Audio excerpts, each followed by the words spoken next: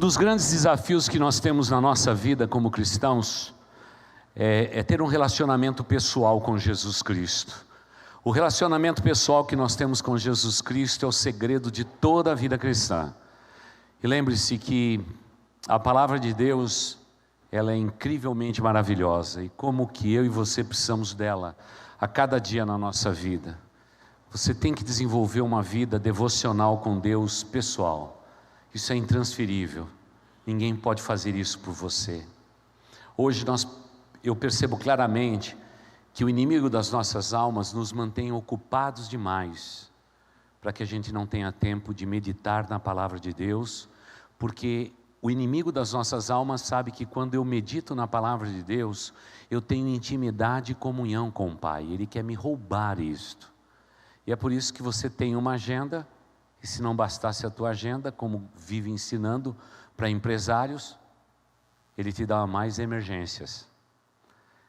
Alguém com agenda e cheio de emergências não tem tempo para nada, muito menos para Deus.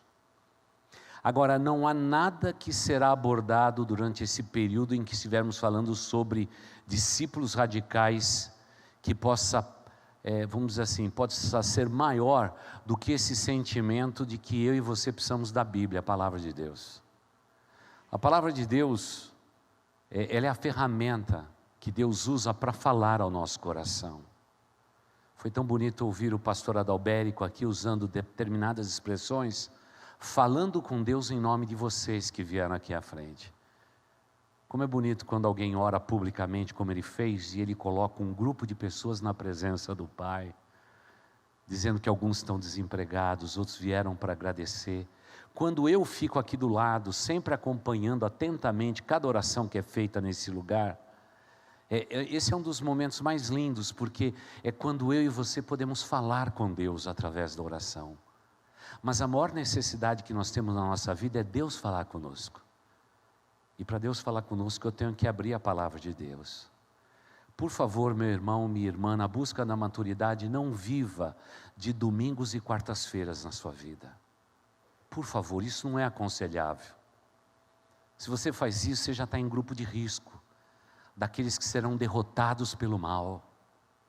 Não adianta se falar tanto em poder e autoridade nos nossos dias, quando o poder e a autoridade dos nossos dias não vem da palavra de Deus, e de um coração e de uma vida íntima com o Pai.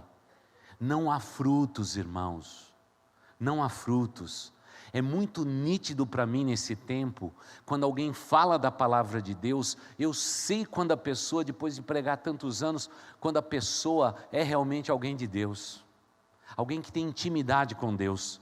E hoje o que eu mais vejo é homens e mulheres pregando a palavra de Deus, mas não tem intimidade com ela, porque fala da palavra de Deus como se fosse um pintor copiando a obra de alguém, mas não alguém que se pinta na própria alma, e na própria alma que está desenhando. É muito diferente quando a gente vê alguém pregando teoria, e alguém que está pregando alguma coisa que essa pessoa vive, é muito diferente. Por isso, meu irmão, antes de prosseguirmos, eu quero perguntar se você tem lido a palavra de Deus. Se você disser, pastor, eu ando muito ocupado para ler a palavra de Deus, você está perdendo o melhor pedaço da tua vida aqui na terra. É você abrir a palavra de Deus e dizer, Pai, fale ao meu coração agora, Pai. Meu coração está sedento, eu quero sentir a tua palavra a falar ao meu coração, Senhor. Eu preciso da tua palavra a tocar o meu coração.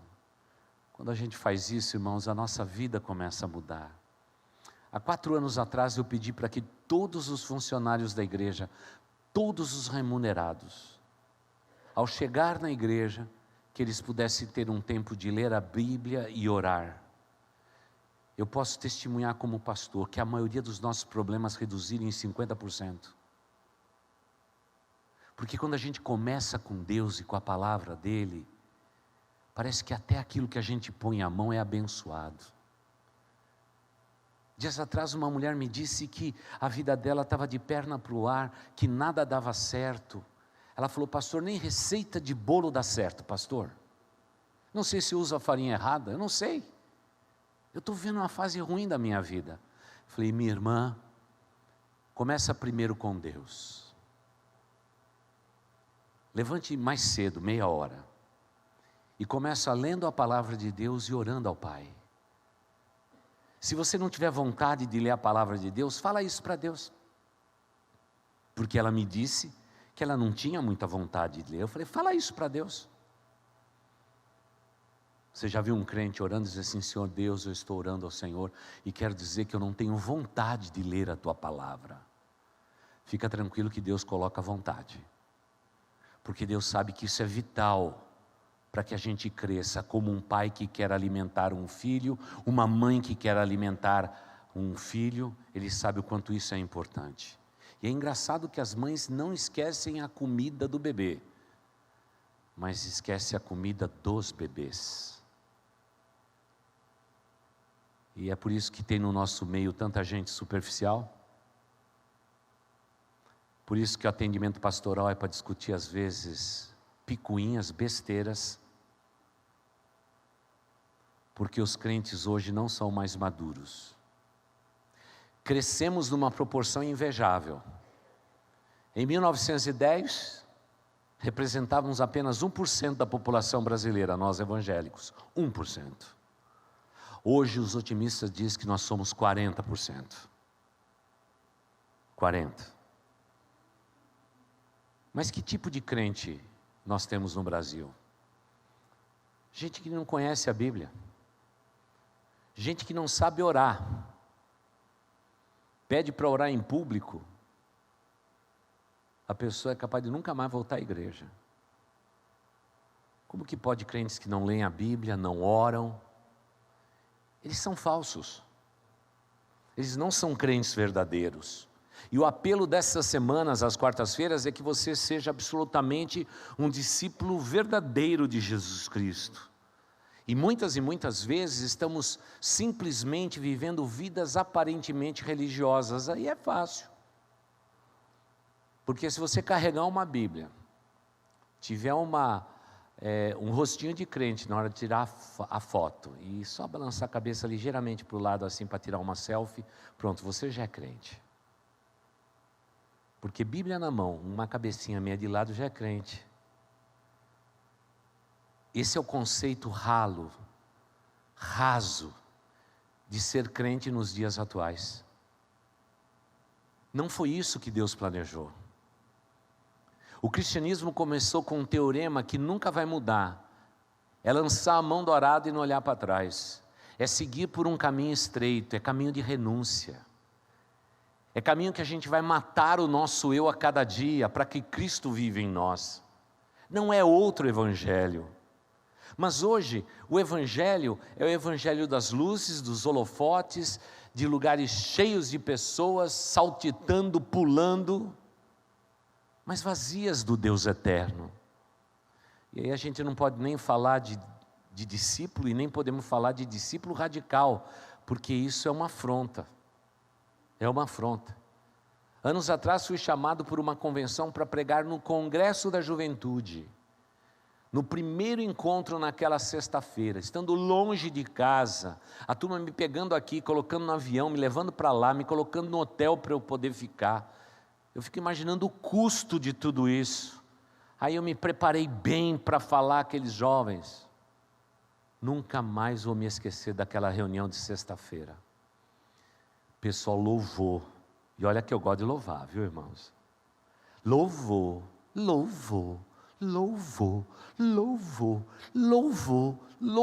que, irmãos, eu nem sabia mais se eu ficava sentado em pé, de tanta gente que cantou, tanta gente que louvou e etc e tal.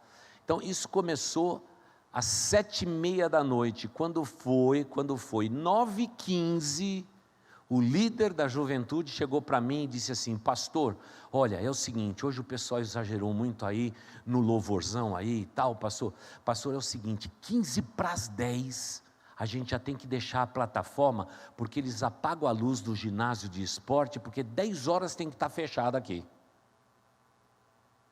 Pastor, só tem meia hora. Naquele dia eu percebi claramente que o crescimento dos evangélicos no Brasil está infantilizando pessoas, tornando crentes em crianças e nunca despertando nenhum deles para uma vida de maturidade. Porque quanto mais infantilizarmos os cristãos, eles são mais fáceis da gente levar uma grande multidão.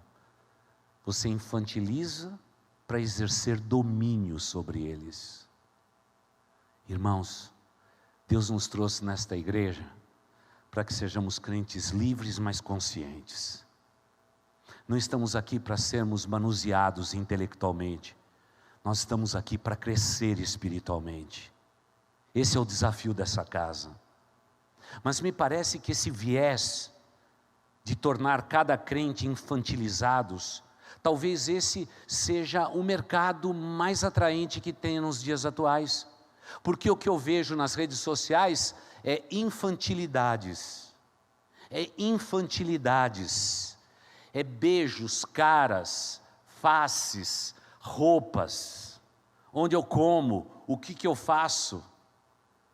Mas eu não vejo genuínos cristãos levantando bandeiras de convicção, dando depoimento de fé. São bem poucos os que fazem isto. Mas, no entanto, no final de semana estamos lotando igrejas. A impressão que eu tenho é que nós estamos fugindo da condenação futura. E fazemos bem de fazer isto. Mas a minha missão e a tua missão, ela é aqui e agora. É aqui e agora que eu tenho que ser um cristão genuíno. Pregar este evangelho às pessoas que estão ao meu redor. E viver este evangelho de maneira sincera, na presença do Pai. Mas não vou ficar em contemplação, olhando para o futuro que um dia nós vamos ser salvos. Porque, irmãos, se fosse assim, era melhor que a gente entregasse certificado de batismo e o sujeito fosse fulminado e já fosse para o céu. Vamos batizar, batizava, saía das águas, recebia o certificado, puf, pof, morreu, vai para o céu. Estaria tudo certo. Por que Deus nos deixa aqui? É porque através da água e da obediência a Deus, nasce um discípulo. E isso é agradável aos olhos do Pai. Deus usa discípulos. Deus não usa igrejas. Deus não usa denominações. Deus usa pessoas. Mas parece que essa lição nós estamos pulando e nos esquecendo. Que eu sou discípulo, você é discípulo. E o meu compromisso com Deus é tremendamente radical. Não tem outro meio da gente viver este evangelho, se não for realmente um discipulado radical verdadeiro. Talvez a critério dessa superficialidade como estamos vivendo, a falta de consagração, me sugere que os crentes hoje não são íntegros, não são completamente inteiros. De onde vem a palavra íntegro? Os irmãos conhecem bem o termo. Parece que estamos conformados, estamos satisfeitos. Deus nos salvou, eu vou para o céu, está bom assim do jeito que está. Não, mas a vida cristã é muito mais do que isto. A vida cristã, ela envolve todo o nosso ser, a nossa mente, o nosso coração, as nossas palavras, o nosso relacionamento, a nossa idoneidade, a nossa moral, a nossa ética. Quando Cristo entra, tudo isso é transformado, é tocado. Não tem como ser inteiro depois de Cristo Jesus, irmãos. Nós somos inteiros depois que Ele nos quebra, Ele nos molda, Ele fala ao nosso coração, Ele muda a maneira de ser, aí que seremos íntegros. Mas a impressão que eu tenho é que a gente diz assim, eu já sou íntegro e Jesus só está melhorando. Não, é transformação mesmo, daquelas profundas. E é o que diz o nosso autor, John Stott, dizendo que ser íntegro é ser um cristão verdadeiro. E ser um cristão verdadeiro passa pelo princípio da maturidade, a maturidade cristã, que é um grande desafio sempre, irmãos. E aí, voltemos então à nossa igreja. Nossa igreja, ela sempre se estruturou à semelhança de outras igrejas batistas. Nós não temos só culto de louvor a Deus. Não é assim. Uma igreja batista não é só aquela que tem o culto público. Domingo, tal hora e tal hora nós vamos ter cultos, no plural. Uma igreja batista não foi baseada em cultos. A igreja batista, quando veio para o Brasil, ela já veio baseado nos erros que ela tinha cometido nos seus lugares de origem, porque eles não queriam errar mais aqui. Então eles trouxeram duas organizações, que teriam como se fosse um tripé na vida de uma igreja. Primeiro, o culto de louvor e adoração para congregar os cristãos, como acabamos de fazer. Quando eu vi a Marta aqui dizendo, olha, eu não vou olhar para o dia mal, para o temporal, isso é culto de louvor ao nosso Deus. Quando cantamos, elogiamos, louvamos, somos abençoados. Nós viemos com esse propósito, mas nós fizemos também escola bíblica dominical, ou seja, o estudo sistemático da palavra de Deus todo domingo. E trouxemos também uma escola de treinamento, para que os discípulos que cultuam e aprendem a palavra de Deus pudessem ser habilitados, aperfeiçoados nos seus dons e talentos, para que eles pudessem falar de Cristo a outras pessoas, de diferentes formas. Então essa é a marca nossa. Essa é a marca nossa. Não veio só culto. Veio escola dominical e veio uma escola de treinamento. Por quê? Porque eles já tinham vivido por séculos em outros países e descobriram que dar o que o povo quer não estabelece uma forte denominação. Nós precisamos dar o que o povo precisa. E o povo precisa de vitamina BO na veia. Bíblia e oração. É vitamina BO. Para ficar fortinho. Aqui a gente não toma todinho. A gente toma vitamina BO, Bíblia e oração. Porque o alvo é que cada crente que faz parte desta igreja, faz parte desta denominação, pudesse ser um discípulo de Cristo Jesus na face da terra. Esse foi o alvo. Sempre foi. Sempre perseguimos o alvo. Mudamos palavras, roupagem, mas é sempre a mesma coisa. Não tem como ser diferente. O esforço atual continua sendo o mesmo. Então, vamos fazer aqui uma checagem, um checklist aqui. Você lê a Bíblia todo dia, sim ou não?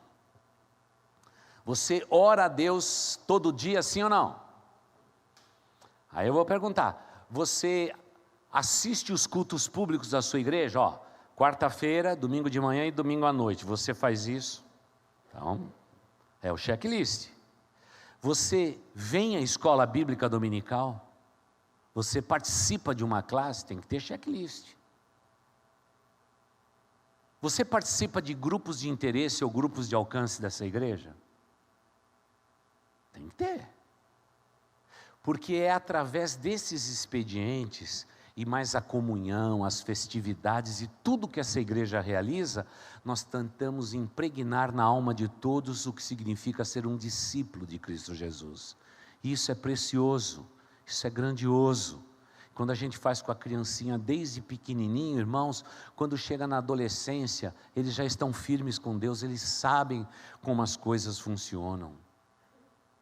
Mas se não houver esse treinamento, nós vamos perder tempo. Agora imagine por um momento se a gente só vivesse de culto público. Nós saberíamos todas as canções atuais que o mundo evangélico canta, e nós receberíamos uma mamadeira, desculpe a expressão, uma mamadeira, e na mamadeira o pregador vai ter que colocar Neston, vai ter que colocar aveia, porque vai ter que ser muito forte, porque é com essa mamadeirinha que você vai viver a semana toda.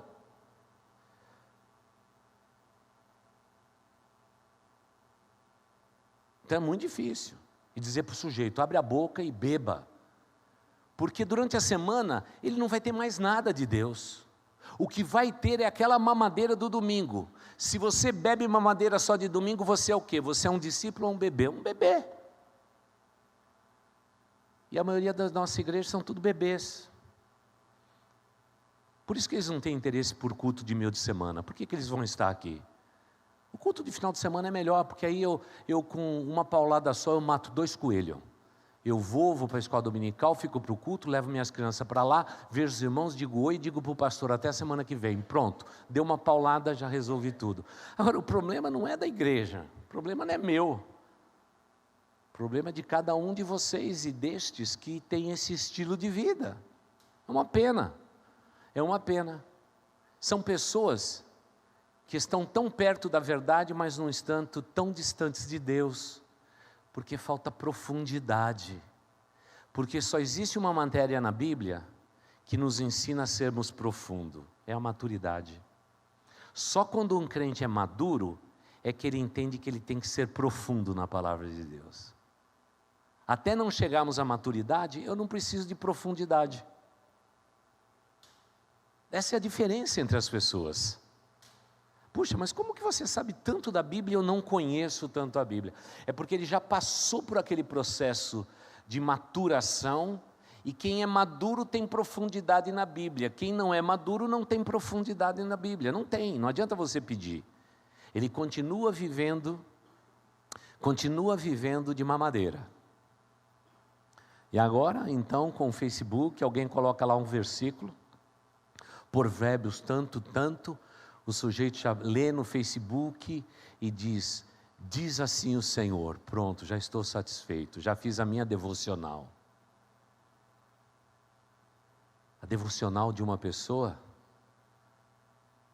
não é sugerida por ninguém, é apresentada, é princípio puro de quem busca nas páginas da Bíblia alento para sua alma sedenta. E se você não tem sede de Deus, você continua imaturo.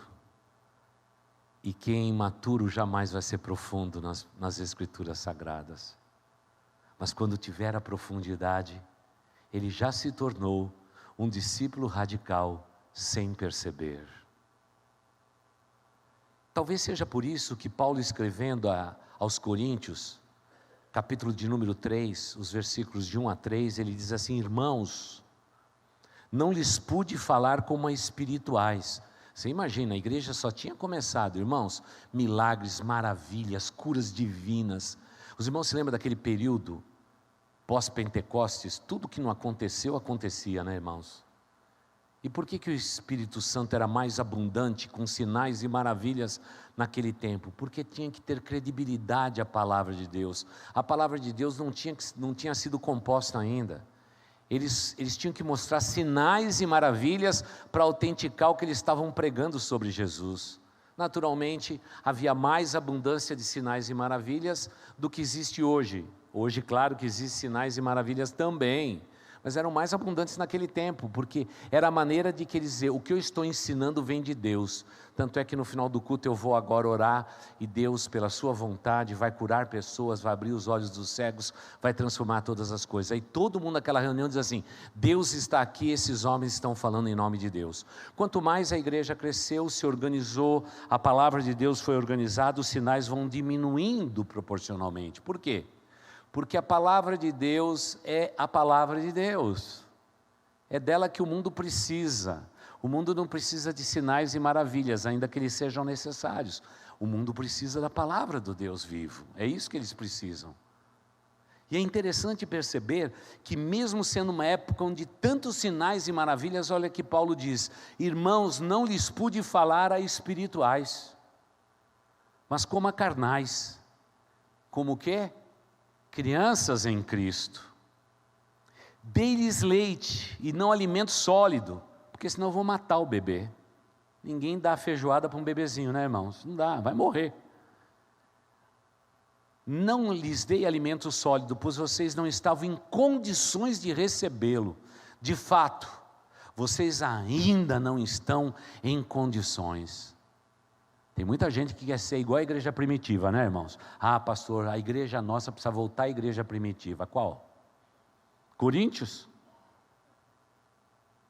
Éfeso? Sei não, irmãos. Porque ainda são carnais. Porque visto que há inveja e divisão entre vocês, não estão sendo carnais e agindo como mundanos. Vocês são iguais à turma que está fora da igreja, irmãos. Que mensagem, viu? Que mensagem doida foi essa de Paulo, hein? Fico imaginando Paulo chegando na nossa igreja e falando tudo isso. Se eu fosse pastor da igreja, eu me escondia debaixo do banco da cadeira. Dizia, meu Deus do céu, fizemos tudo o que fizemos e ainda tem tanta gente carnal. Que pena. Mas quando eu olho para esta palavra, que é usada em várias partes dos ensinos de Paulo, o autor do nosso estudo diz que a palavra teleios, que é uma palavra grega, é um adjetivo grego, ele aparece 19 vezes no Novo Testamento. Irmãos, qualquer palavra que surgir mais do que 7 vezes no Novo Testamento, tem que ser separada num dicionário, porque ela é especial. E essa palavra significa perfeito ou maduro. E a negação desse adjetivo, como ele usa aqui, ele está dizendo, vocês não são maduros, vocês não são perfeitos em Cristo Jesus. Olha, dá uma olhadinha, olha agora para Colossenses capítulo 1, os versículos 28 e 29. Colossenses 1, 28 e 29. Se você não trouxe tua Bíblia, você pode acompanhar. Nós o proclamamos, advertindo e ensinando a cada um com toda a sabedoria, a fim de que apresentemos todo homem perfeito, tá bom? Olha a palavra teleios aí, em Cristo. Para isso me esforço, lutando conforme a sua força, que atua poderosamente em mim. O que Paulo está dizendo? Eu proclamei o Evangelho, eu adverti vocês, eu gastei tempo na cidade de vocês, ensinando dia e noite vocês, e fiz isso com diligência, com sabedoria, porque o que mais Deus pediu de mim é que eu pudesse apresentar cada membro desta igreja, alguém perfeito diante dos olhos de Deus, alguém completo aos olhos de Deus, alguém maduro aos olhos de Deus. Esse era o esforço de todo o apostolado do apóstolo Paulo, era isso que ele queria lá no coração dele e na vida dele. O que uma igreja nossa ambiciona? É fazer de cada um de vocês discípulos radicalmente fiéis à palavra de Deus. Como isso é importante, me alegro por vocês estarem aqui hoje, porque os nossos corações precisam receber proclamação, alertas, disciplina, exortação e tudo o que for necessário, porque nós precisamos aprender, nós precisamos despertar, porque sem a palavra de Deus a gente se corrompe. Como precisamos da palavra de Deus no nosso coração. E é nesse sentido que a palavra maturidade me sugere na minha mente coisa muito legal. A gente pode falar de maturidade física, né, irmãos? Maturidade física. Todo mundo diz que quando uma criança chega aos 12 anos de idade, isso é fé judaico-cristã, irmãos. Quando uma criança chega aos 12 anos de idade, ela já está madura, fisicamente madura. Ela não é uma pessoa adulta, mas todos os órgãos já estão todos certinhos nos seus lugares. A partir dos 12 anos, ela só vai crescer em estatura. Claro que alguns não crescem de jeito nenhum mais, né? Ficaram com 12 anos de tamanho, né? Mas, irmãos, quando chega com 12 anos de idade, está tudo perfeito, tudo no lugar. Agora é crescer em estatura. É crescer em estatura. Então, fisicamente, qualquer pessoa a partir dos 12 anos de idade, a gente pode falar de completa maturidade a ele. Talvez você diga assim, mas 12 anos de idade, pastor, não sabe nada. Eu tenho meu filho lá em casa, pastor, o filho é tão fraquinho, pastor, 12 anos de idade, não tem cabeça para nada. Quando é que vai ter? Você vai ter que começar algum dia. A impressão que eu tenho é que a gente foi com Jesus ao templo e lá a nossa mãe se esqueceu da gente. E a gente ficou perdido. Jesus falava entre os doutores da lei e os confundia. Porque Jesus já estava pronto. Não porque ele era Deus apenas, mas porque ele era um menino judeu. E um menino judeu, sendo primogênito e o homem, tinha que conhecer as Escrituras Sagradas. Não se esqueça, aos 12 anos de idade, um menino judeu até hoje tem que saber Deuteronômio, do capítulo 1 ao capítulo 24, decor. Isso é cultura bíblica. Mas o que o Ministério Infantil faz? Vamos dar um versículozinho para decorar. Aí a criança diz assim, pai, eu não decorei o versículo da Bíblia. Não tem importância, a gente chega 10 minutos atrasado, está tudo certo. Porque no fundo, quem não é maduro, não se importa com a maturidade do outro. Quem não cresceu, não faz nenhuma questão que os outros cresçam. E aí se perpetua a infantilidade dos nossos dias. Onde que crentes infantis sucede a crentes infantis, que sucede a crentes infantis, e aí a gente só tem número de pessoas, nós não temos um número de discípulos genuínos de Cristo Jesus. É uma pena. Claro que maturidade a gente alcança intelectualmente. Intelectualmente a gente precisa de um pouco mais de tempo, segundo os estudiosos, para nos desenvolvermos. Mas a gente só consegue alcançar alvos intelectuais quando são habilitados para eles. E os irmãos sabem que nós aprendemos muito mais quando ensinamos. Não é quando ouvimos, ou quando lemos, ou quando vemos. Nós nos desenvolvemos muito mais quando ensinamos aos outros. Então vamos voltar para a Bíblia agora. Você se torna um cristão, você aprende a Bíblia, você cresce em maturidade, aí você chega no momento intelectual de desenvolvimento, a sua intelectualidade ela vai se desenvolvendo porque você vai ensinando aos outros. E cada vez que você ensina, você está mais habilitado a se desenvolver intelectualmente. É muito bonito isso. Claro que aprendemos muito mais pela visão do que ouvido, do que pelo olfato e outros sentidos, mas o ensino é uma das obras mais bonitas. E é bonito saber que Jesus Cristo fez de cada discípulo deles um discipulador.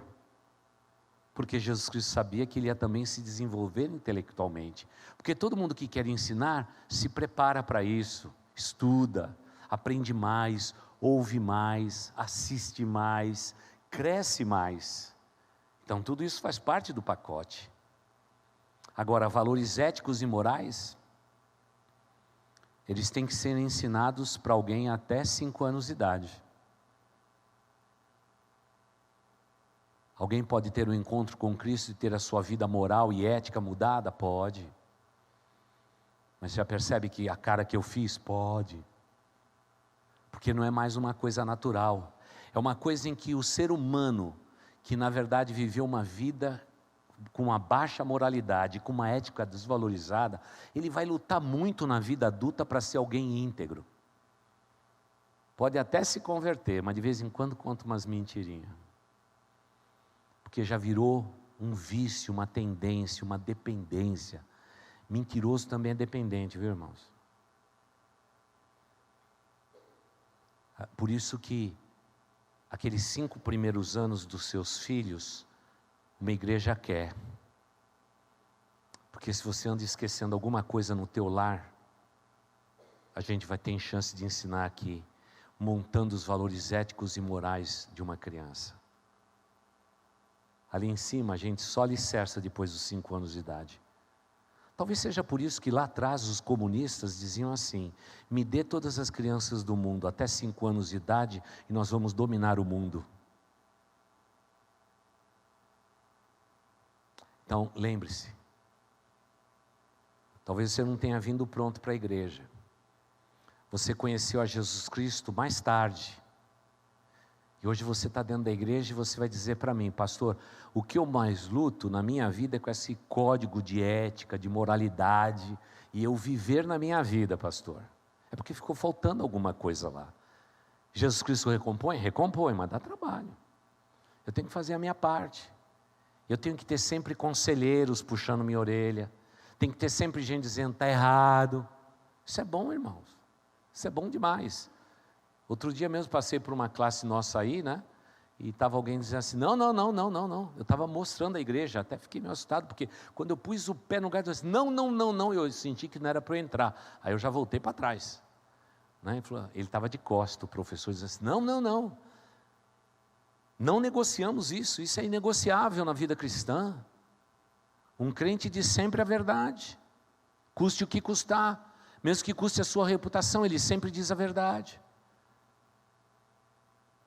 Então naquele momento a gente percebe o virtuosismo da igreja se esforçando para dizer como Paulo: olha, vocês receberam o evangelho depois, vocês estão me dando muito trabalho, mas que bom que vocês estão crescendo, porque maturidade ética e moral a gente alcança na fase adulta sim, mas dá mais trabalho. E eu sei que você não precisa olhar para a igreja, você pode olhar para a tua vida, você pode olhar para as pessoas que estão ao seu redor. Você descobre que são pessoas que falham sempre no mesmo lugar. Por que falham? Ficou faltando alguma coisa lá atrás. Mas dentro da igreja de Cristo Jesus, todos são chamados a um nível mais elevado. Qual que é o nível? A nível de ser um dia um diácono, um professor da escola dominical, ser um pastor?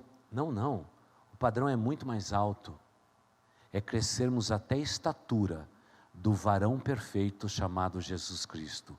Ele é meu alvo, ele é teu alvo, meu alvo de maturidade, teu alvo de maturidade, crescer para ser semelhante a Jesus Cristo, esse é o nosso alvo.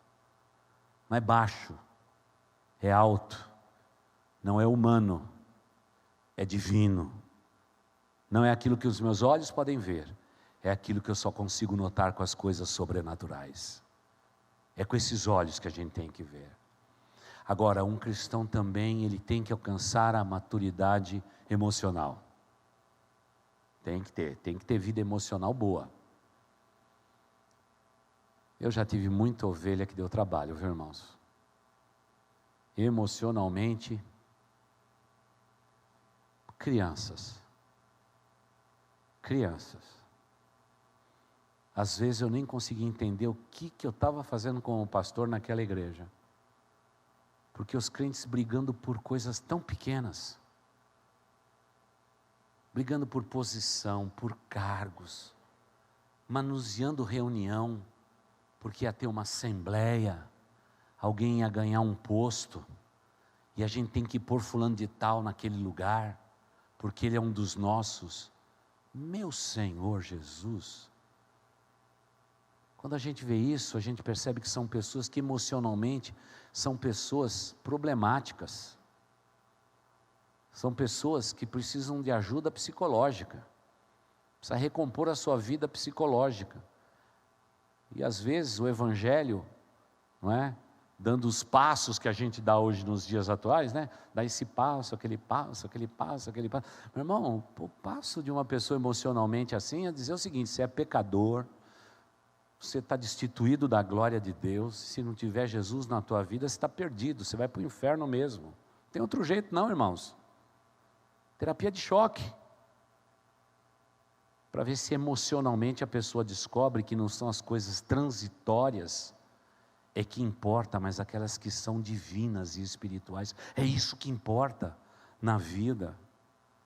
Então emocionalmente é um trabalho grande, por isso que maturidade não é um assunto assim que a gente diz: olha, eu estou buscando a maturidade.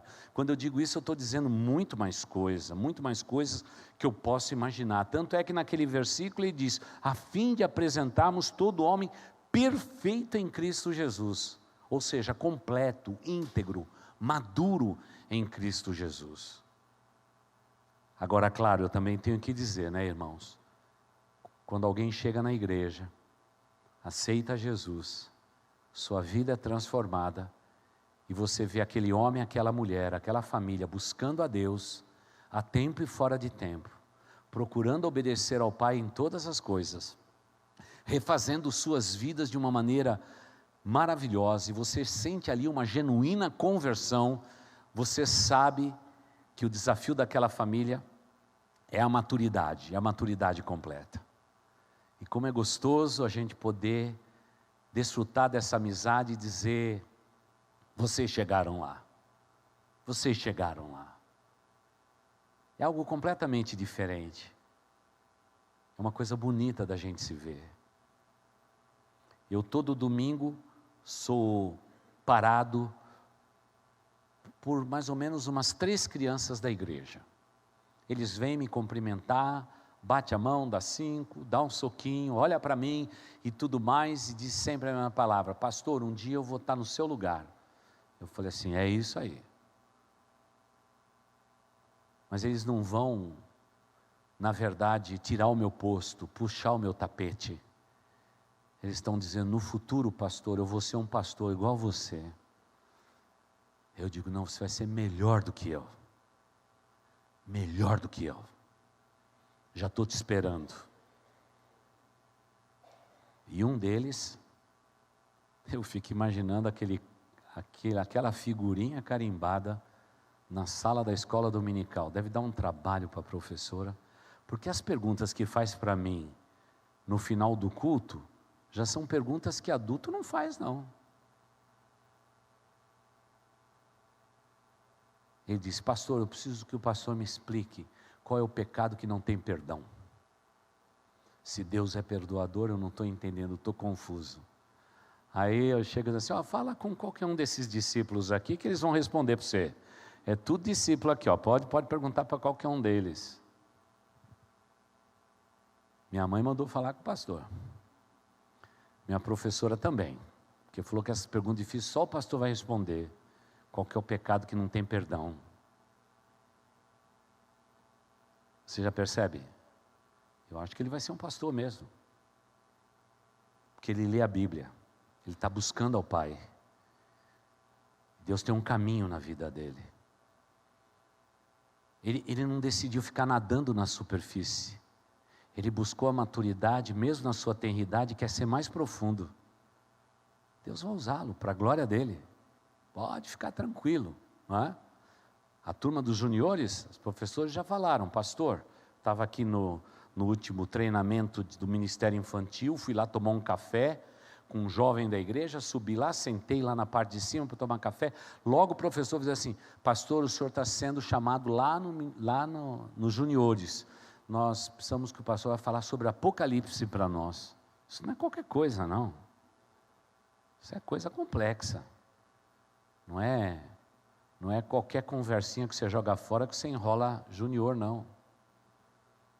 Eu falei: tá bom, vamos marcar, vamos estar lá, vamos marcar um dia aí de manhã só para falar sobre Apocalipse. Bota na programação, eu estou aí. A esperança minha é que quem nos suceda seja melhor do que nós, buscando mais a Deus do que a gente buscou, orando ao Pai mais do que a gente ora, fazendo a obra de missões mais do que a gente faz, porque aí o futuro da igreja está garantido. Caso contrário, eu tenho minhas preocupações, porque todo aquele que é maduro, ele tem a visão de Cristo Jesus. Tudo é Cristo na vida dele. Quando você encontrar uma pessoa que tudo é Cristo, você já encontrou um crente maduro. Tudo é Cristo. Ele almoça Cristo, janta Cristo, toma café Cristo, conversa com você Cristo, está na beira do campo jogando bola, é Cristo. Tudo é Cristo.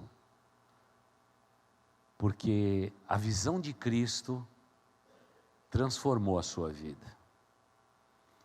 E o texto que para mim é um dos textos mais lindos das Escrituras Sagradas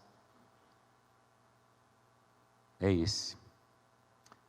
Colossenses capítulo 1, os versículos de 15 a 20. Para mim, é desses textos que, se eu não ler de vez em quando na minha vida, eu começo a olhar só para mim mesmo, para o meu umbigo, para minhas necessidades, para o meu eu, para o meu egoísmo. Diz-nos assim o Senhor, pela boca de Paulo, falando de Cristo. Olha como Paulo enxergava Cristo. Olha a fotografia que Paulo faz do nosso Senhor. Ele é a imagem do Deus invisível, o primogênito de toda a criação.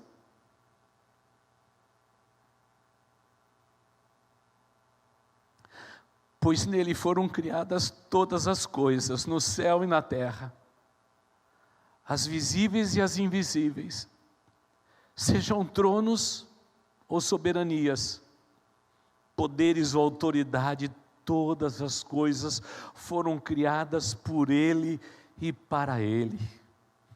Ele é antes de todas as coisas e nele tudo subsiste. Ele é cabeça do corpo, que é a igreja, e o princípio primogênito dentre os mortos, para que em tudo tenha supremacia. Pois foi do agrado de Deus que nele habitasse toda a plenitude. E por meio dele, Jesus, reconciliasse consigo todas as coisas, tanto as que estão na terra, quanto as que estão nos céus, estabelecendo a paz pelo seu sangue derramado na cruz. Todo discípulo de Cristo Jesus sabe o que Cristo significa na sua vida e na sua existência.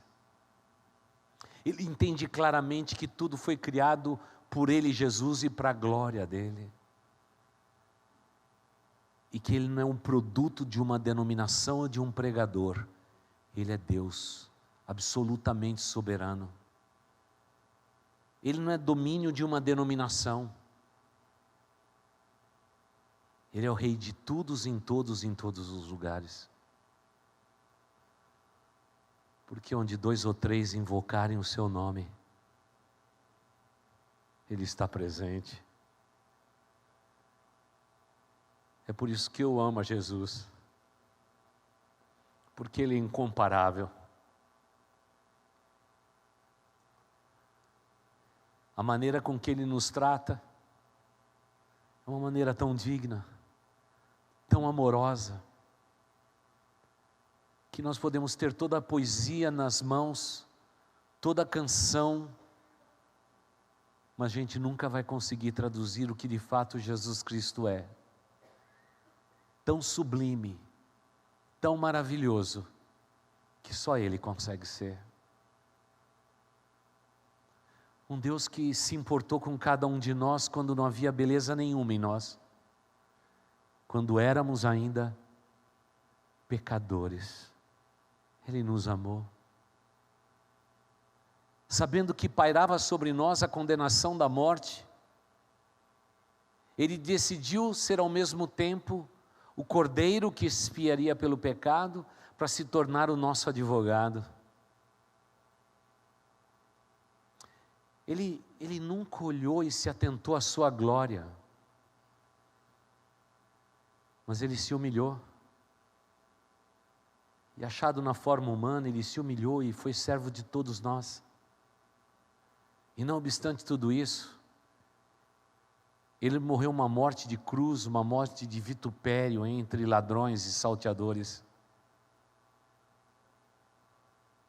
Mas Ele tem um nome, que está acima de todo nome. É o nome de Jesus. Eu poderia chegar hoje aqui e dizer que eu estava falando toda esta palavra em nome de Fernando Henrique Cardoso. Poderia. Lula, Dilma, Bolsonaro. Mas quando eu fizesse o apelo, nenhum coração seria tocado. Mas quando a gente faz a menção do nome maravilhoso de Jesus Cristo, demônios tremem, potestades são depostas, porque diante do nome de Jesus Cristo, nunca haverá um outro nome mais maravilhoso do que este.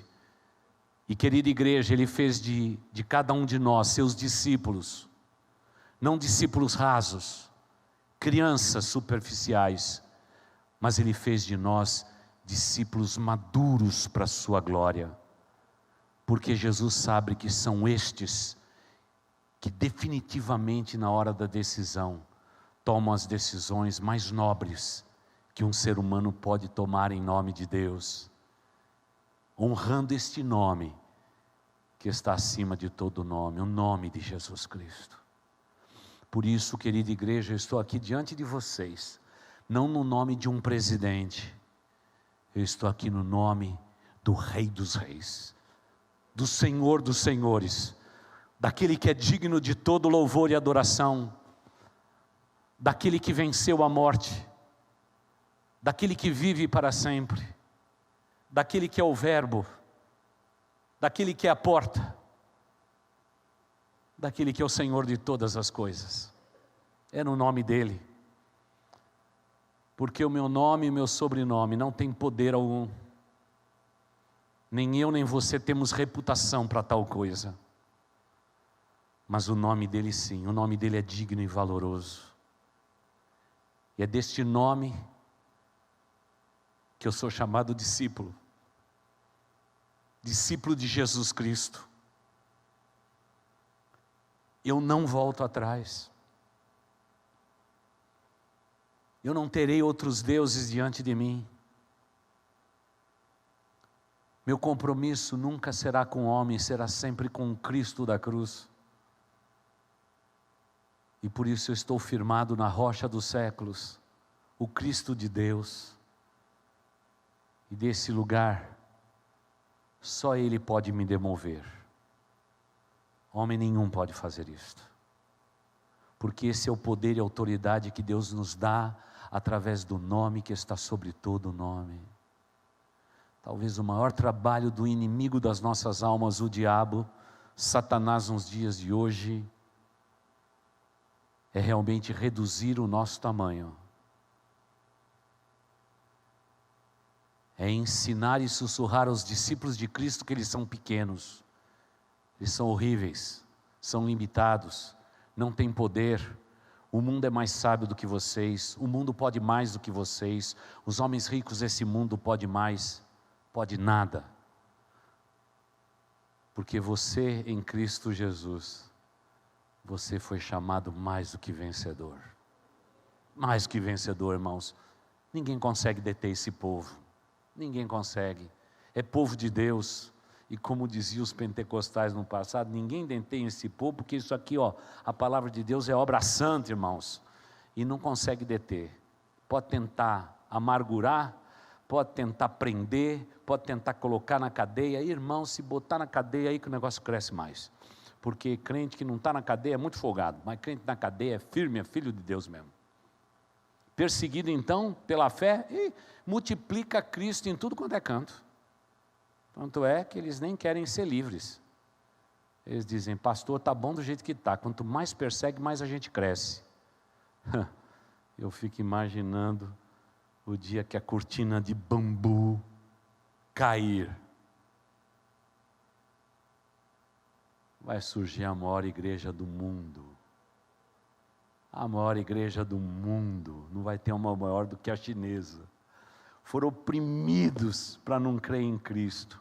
Mas não tem jeito, esse nome é poderoso, esse nome é poderoso, acredita-se hoje que perto de 100 mil pessoas aceitam Cristo por dia na China, ninguém vai segurar isso não, irmãos, a hora que a cortina de bambu cair, vai ter um culto de louvor a Deus, que vai ser o maior culto da história da humanidade, aí eu acho que Jesus tem que voltar em seguida, já para fazer a conclusão de tudo, irmãos, quando eles cantar glória a Deus, aleluia, Jesus, vamos embora porque o negócio ficou bom mesmo, viu? Porque vão ter milhões de pessoas redimidas por Cristo Jesus. Agora, irmãos, teu tempo é esse, a hora tua já chegou, apanhe sua Bíblia, vai para o cantinho secreto do teu coração, Mude a tua história, mudando o teu interior. Limpe a sua vida, consagre suas mãos ao Deus eterno, lave suas vestes e seja um discípulo radical de Cristo Jesus, porque não há lugar mais para discípulos apenas seguidores de Cristo, porque agora o julgamento de Deus vai começar pela sua igreja, como nos diz o Apocalipse. E para mim, o julgamento já começou. O julgamento já começou. Trigo e joio, ovelhas e bodes serão separados. E creio de coração que o iníquo não vai conseguir ficar na congregação do justo, como diz o Salmo 1. Porque Deus vai começar a mostrar a sua graça, porque somos a última geração sobre a face da terra. Olhe para você, para os seus filhos e para os seus netos. Prepare sua mala, porque Jesus Cristo vem buscar a sua igreja. Não preciso mais olhar para as estrelas. Eu só olho para a igreja e já tenho a certeza que isso está acontecendo. Feche seus olhos.